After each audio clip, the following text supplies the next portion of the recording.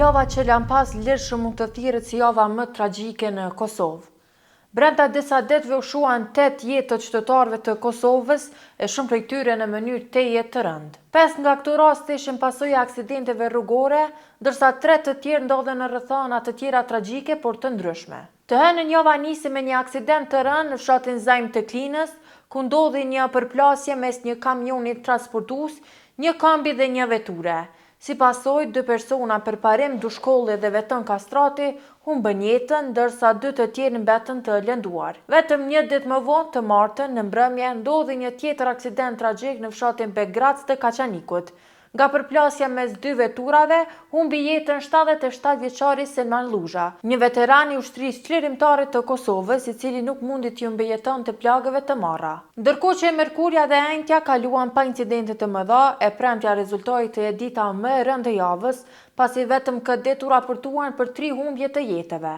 Në fshatin Trebović të Pejës humbi jetën tragjikisht në një aksident rrugor 15 vjeçari Dian Kelmendi, vllau i artistit të njohur Besar Kelmendi, i njohur ndryshe si Gjesti. Po atë ditë një ngjarje tjetër tragjike ndodhi në Suarek në fabrikën e Ballkanit, ku një punëtor Melit Daka u godit nga një pjesë metalike e një vinçi gjatë orarit të punës. Edhe pse u transportua menjëherë në emergjencën e spitalit rajonal të Prizrenit, ai nuk mundi t'i mbijetonte plagëve që kishte marrë. Tragjedit nuk ndalen as në Podujev, ku një burr u gjet i vdekur në rrethana të dyshimta pranë varrezave të fshatit Përpellac. Viktima Hamdi Zejnullahu, 61 vjeç, i cili ishte ushtar i UÇK-s, dyshohet se ka kryer vetvrasje, pasi në vend ngjarje në afërsi të trupit të tij të pajet u gjet edhe një armë zjarri.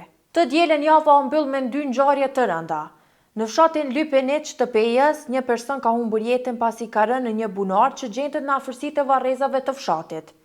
Viktima është identifikuar si Albert Pamaj, i cili kishte rënë në bunar derisa po punonte në pastrimin e tij. Pas një operacioni që zgjati rreth 8 orë, ekipet arritën ta nxjerrin trupin e tij të pajet. Një aksident që ndodhi në Suarek u bë shkak që një 28 vjeçar të humb jetën.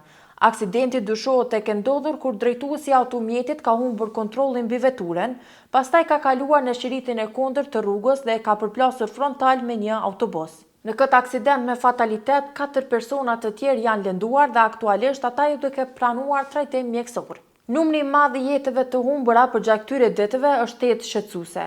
Derisa në vazhdimsi bëhet thirrje për kujdes si në vozitje, e po ashtu edhe gjatë kryerjes së punëve të ndryshme, të cilat kanë qytetarët e që shumë prej tyre janë të rrezikshme.